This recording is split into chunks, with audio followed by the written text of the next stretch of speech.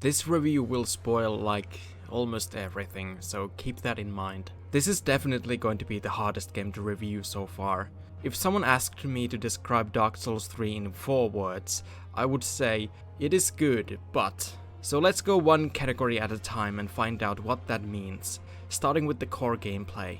The combat is largely the same as it was in Dark Souls 1, even sharing a lot of the same animations. I wish they had gone for different animations like they did in Dark Souls 2, but still, the combat works and it definitely feels smooth to play. They also brought back magic from the previous 2 games, and now instead of being overpowered, it's kind of underpowered, at least until like Grand Archives.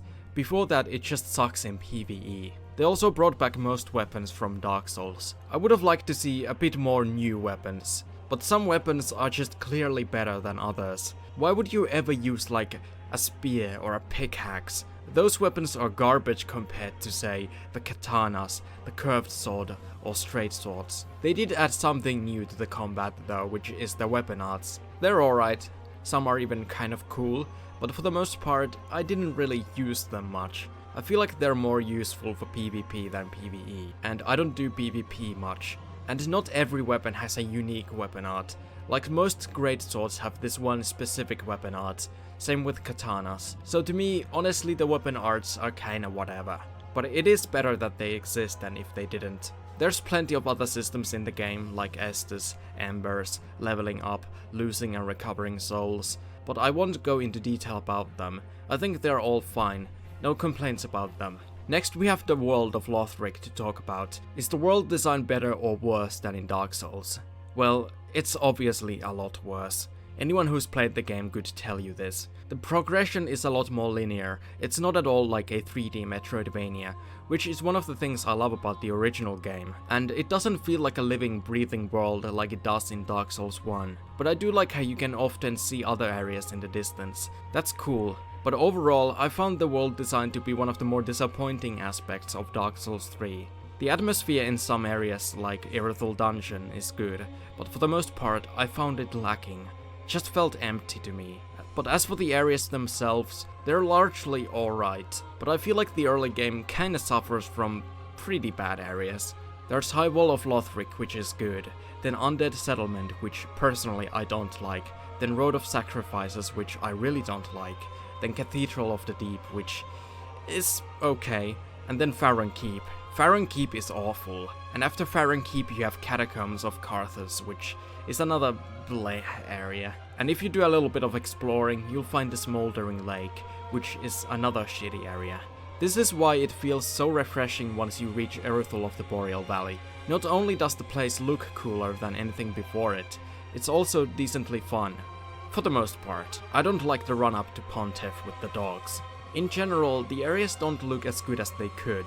The detail in the areas is amazing, but the colors are very washed out and dull. But in terms of actual level design, they are good. They aren't always that linear, such as in Undead Settlement. Even though I don't like that area, it is well designed. But I have to mention how uninspired the areas are. Undead Settlement is just Hemwick from Bloodborne. Farron Keep is just another swamp area. Catacombs of Carthus is like Dark Souls 1's Catacombs, except less interesting. Smoldering Lake is another attempt at demon ruins. Irithyll Dungeon and Profaned Capital are pretty much the same as Tower of Latria from Demon Souls. There are some unique areas like Cathedral of the Deep and Irithyll, but I think they could have brought more new ideas to the table instead of reusing old ones. I'm sure the lore explains why these areas resurface, but I don't think that's a good enough excuse. They could have just done the lore differently. Then let's talk about the inhabitants of these areas, the enemies. They're pretty good for the most part, but there are some very annoying enemies in the mix as well. I like the knights, they're a good enemy type. I hate dogs and thralls and many other spammy and fast enemies that feel more fit for a game like Sekiro than Dark Souls. Take the Corvian Knights for example. They attack faster than I can roll. Whenever I fought them, I just got the urge to spam L1 to deflect. Then there's enemies that aren't fast but are still terrible, like the jailers in Irithyll Dungeon who can drain your health by just looking at you. But still, in general, the enemies are pretty good. I just sometimes hate the enemy placements and the number of enemies. In some sections they just overuse them. So overall, traversing the areas was kind of a mixed experience. They're well designed with good enemies and amazing details, but the colors are washed out, the enemy placements could have been better, and they were overall pretty uninspired. But then we have the boss fights. They're not bad, they're not a mixed bag either. They're not even good, they are great. In fact, with both DLCs added, I think Dark Souls 3 has the best boss quality of any game I've played. In early game they aren't that fantastic, but once you reach Abyss Watchers and Pontiff, you're in for a treat for the rest of the game. They hit the perfect balance of difficulty, being fair but decently challenging. My favorite main game boss is probably either Champion Gundyr or Twin Princess. Twin Princess are such a unique and cool fight. I've never fought a double target boss that was anywhere close to being similar to this. And Champion Gundyr is just really fun. I love how he chains his attacks together in very unexpected ways.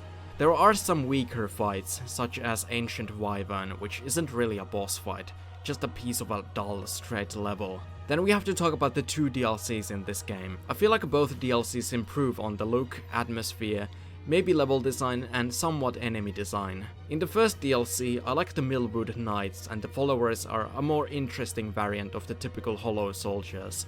But the area is kind of uninspired, it's just another painted world, which we had in the first game. And while I like most of the enemies, it also has wolves that fight very similarly as dogs. So they can fuck off. There's quite the abundance of enemies in this DLC. Still, it's a pretty good area, and while one of the bosses in it is like mediocre, the other one is one of the best fights in the game, Frida. The final phase of that fight is just perfection.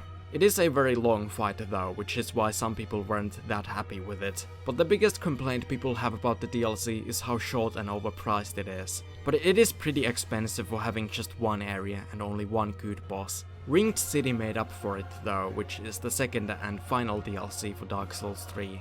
It's got 2 areas this time and 4 bosses. I love the verticality of the first area, though the aesthetics are the same as in Kiln of the First Flame at the end of the main game, and the angels were a bit annoying before they got nerfed. Even now I'm not a huge fan of them. But Ringed City aesthetically is wonderful. It has some very cool enemies too, like the Ringed Knights. I just think they went overboard with the number of enemies in the street section in particular, where you have to fight an army of these Haralds. They're fine on their own, but fighting multiple in a row and at the same time is just tedious, so I tend to run by this part. The giant swamp at the end has some nice enemies, the creepy mosquito people, but in terms of level design it's very plain. But other than that, I like the Ringed City. I think it's the coolest area in the game. As for the bosses, one of them is kinda bad. If you're online, it's typically a fight against a player. If you're offline like me, you fight just a boring NPC. But the other 3 are some of my favorite bosses of all time. Demon Prince, fantastic, I love it. Dark Eater Midir would be perfect if it wasn't for the double rampage he can do in phase 2. And Slave Knight Gale, perfect. It's currently my favorite boss of all time. As for the lore, not something I'm really into in Soulspawn to be honest. I'm glad it exists at least, as it would be pretty lame if at the top of Lothric Castle you just fought 2 random crippled fuckboys. No, they're the twin princes, sons of Osiris, the consumed king. They matter. So the lore does add a little bit of atmosphere to the game, and for that I appreciate it. And I do know some of the lore. I know Pontiff and Aldrich are big mean jerks, and I know Yorm is a big sad fellow. But another thing that can add atmosphere is music. I think the music in Dark Souls 3 is awesome. One of my favorite soundtracks in a video game. My favorites being Slave Knight Gale, Midir, Yorm and Abyss Watchers. There's tons of other great ones. But one thing I'd like to bring up that doesn't fit into any of the categories is the replay value. It's fun to do New Game Plus runs or Soul Level 1 runs where you just speed through the game and focus on the boss fights. I've probably replayed Dark Souls 3 more than I have Dark Souls 1, 2 and Sekiro combined. Overall, the biggest pros of the game are smooth gameplay, enemies, boss fights, replay value and music. The biggest cons are the lack of new ideas, washed out colors, annoying enemies and the lack of Dark Souls 1's world design. So overall, Dark Souls 3 is good. It improved upon things the first and the second game did badly, but failed to enhance or even match that what made the original game so good. For score, I've been thinking about it for a long time. I think it's somewhere between an 8 and an 8.5 out of 10. I guess we'll go with 8.3 out of 10. I know I was very negative throughout the video, but I had to bring up things that brought the game down from a 10 out of 10 to an 8 in worst case scenario. Because this game could have been perfect for me, but sadly it isn't. So that's my review of Dark Souls 3. Let me know how you felt about this one, not just the game but the review as well. I'm still not sure I'm doing the best job I could be with the reviews. I know my reviews could be longer, but I don't want to spend too much time describing every mechanic in the game. I feel like it would be boring. But anyway, thanks for watching. See ya.